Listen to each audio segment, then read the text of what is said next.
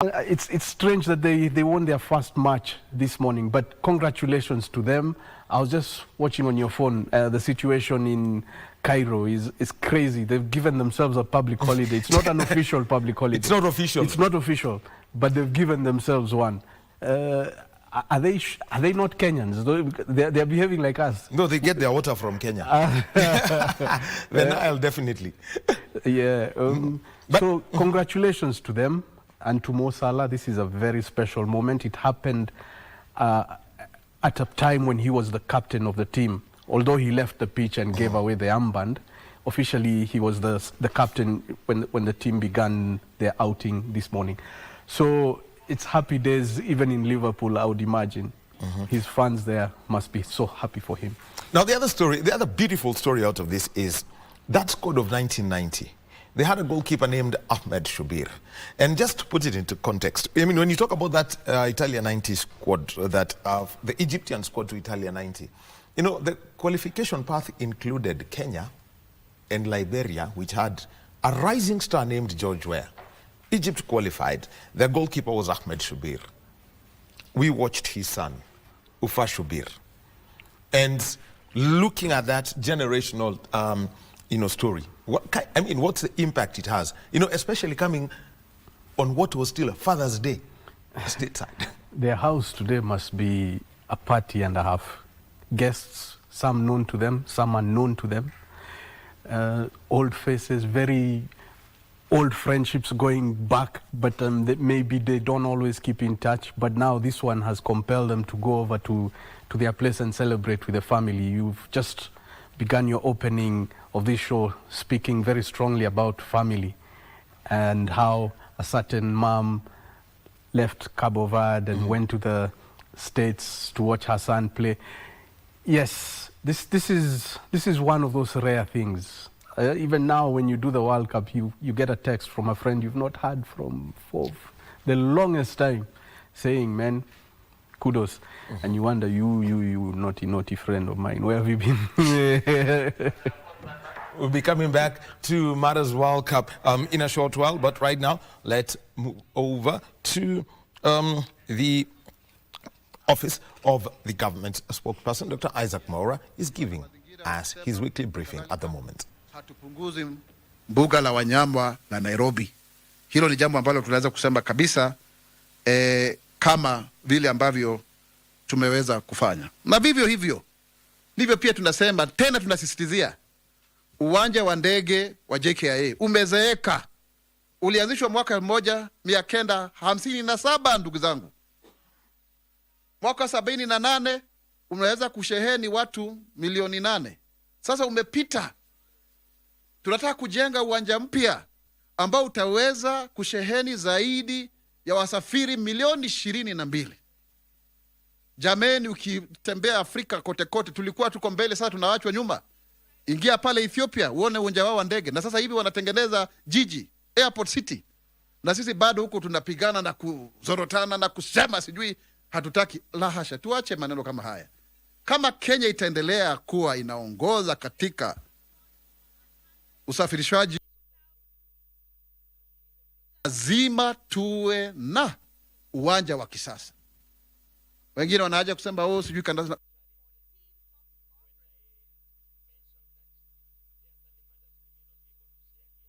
Tangu awamu ya 3.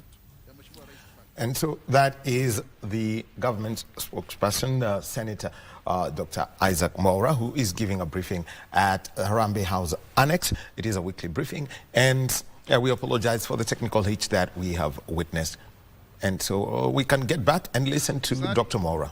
Na ndiposa tumekuwa na kitengo kikubwa cha kupigana na ufisadi hapa Nairobi,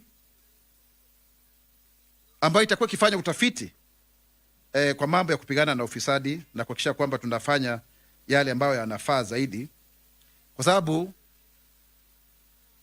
hii taasisi imekuja baada ya miaka 4 ya kuhakikisha kwamba tunaongezea juhudi za kiutafiti na ujuzi na ushirikiano wa mataifa mbalimbali ya Afrika kupigana na ufisadi. Kwa hivyo tuko kipaumbele kuhakikisha mambo haya yote yametendeka. na yataendelea kuwa vivyo hivyo kwa sababu ya vile ambavyo tunafaa kusonga mbele kama Wakenya. Kenya itainuka, Kenya itasimama, Kenya itanawiri kwa umoja na uzalendo. Mimi ni Mkenya mzalendo. Je, wewe? Mimi ni Mkenya mzalendo daima. The government wishes to give its most sincere condolences and our sympathies to the traders in Gikomba following the tragic fire incident that happened. And really, we stand with them in solidarity. Already, we are taking measures using the National Disaster Operations Center and other government agencies. We'll continue to, collaborate with the county government of Nairobi and to also ensure that we get to know the basis upon which these fires are persistent. We call upon the people not to really, speculate about the basis or the cause of this fire until investigations are done.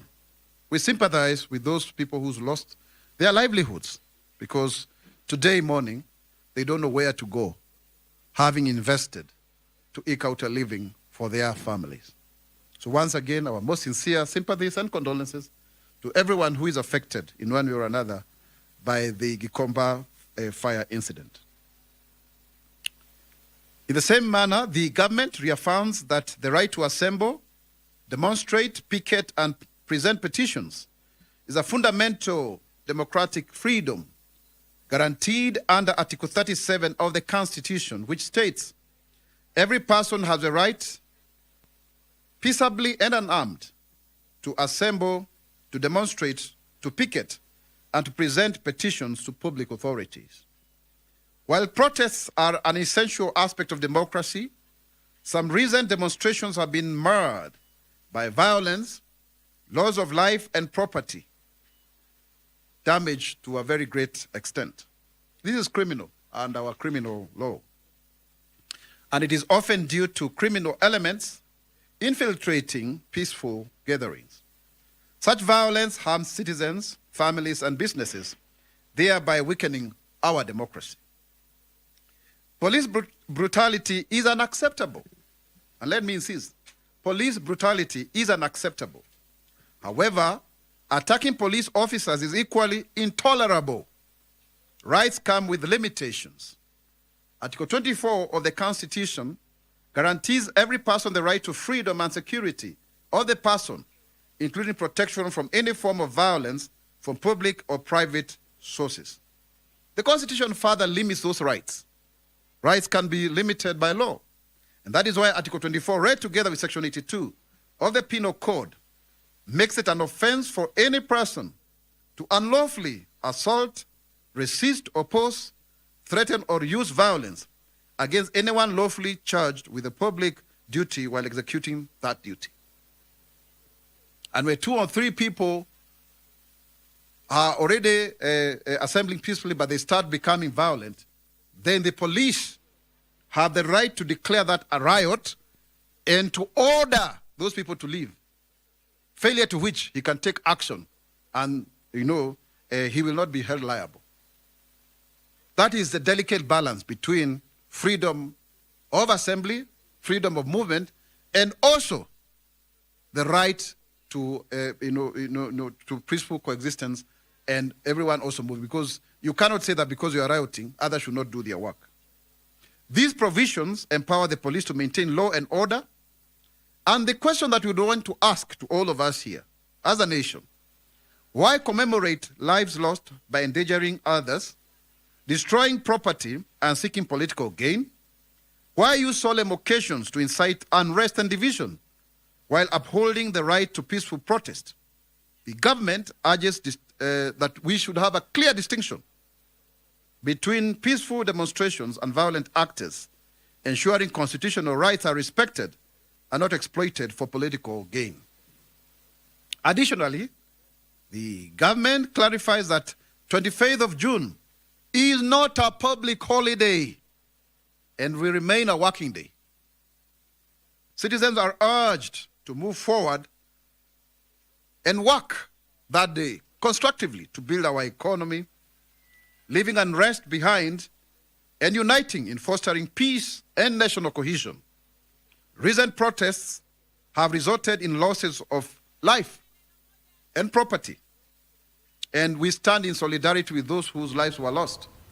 The estimate by KRA was that is Dr. Isaac Mora at Arambe House Annex. He's the government spokesperson giving the weekly briefing, and Yusuf Farah is our reporter. He's going to give us, the key take-homes from today's briefing.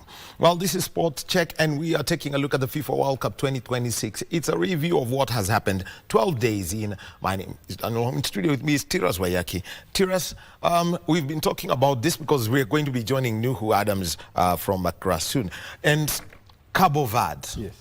and Uruguay playing out a 2-2 draw. If there's a fairy tale team story, a story of a fairy team to be told, it's Cape Verde. It is. My goodness, where do we start with this team?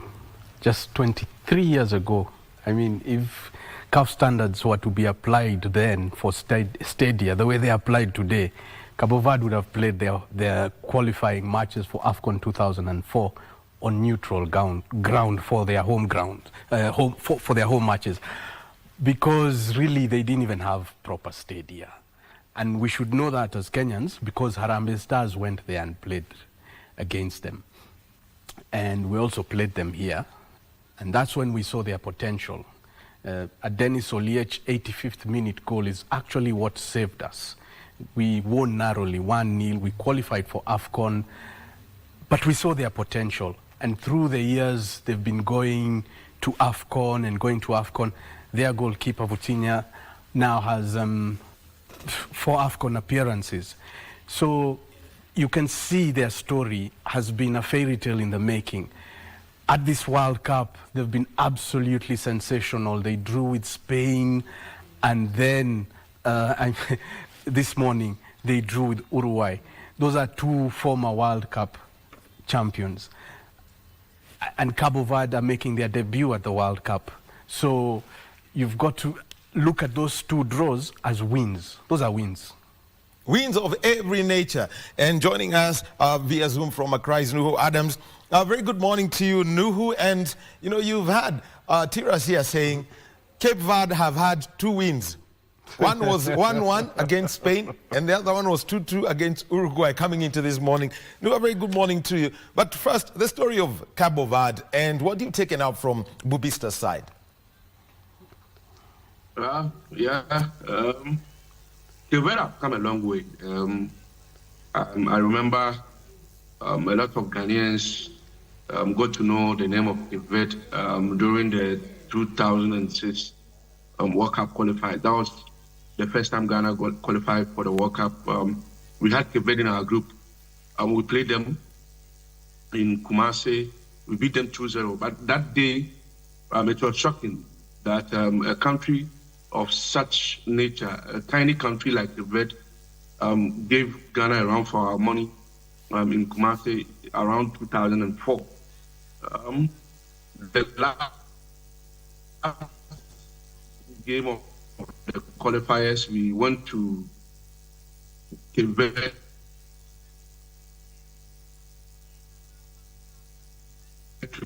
Beat them 4-0, improving location to AFCON 2013, and straight away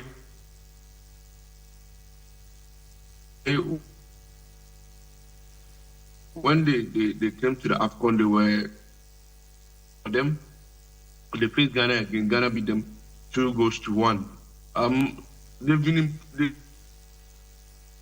They keep improving. Cote d'Ivoire, where Ghana faced them again, they beat Ghana 2-0. So that should tell you something about how progressive they've been. So what they do is that they go outside of the country, identify talent who have connections with the vet through parental or through their parents, try to get a strong team and been able to qualify for the World Cup. When they qualified for the World Cup, a lot of people were were thinking that it was Cameroon's fault that's why Cape Verde qualified for the World Cup. So they didn't want to give Cape Verde the credit. But the 2 games against Spain and Uruguay has been unique. And it tells you why Cape Verde are at the World Cup. They did not go to the United States of America, Mexico and Canada just to be part of the people who are watching or people who are enjoying the World Cup. They just came there to play football and decided to give us quality. I think Cape Verde deserve a lot of the praises they are getting. And we know what happened in their first game. Vozinian, 40-year-old goalkeeper, making the headlines after his performance, got him the man of the match award, and that has been remarkable. So celebrate them massively, because to draw against 2010 World Cup winners and current European champion Spain, and then also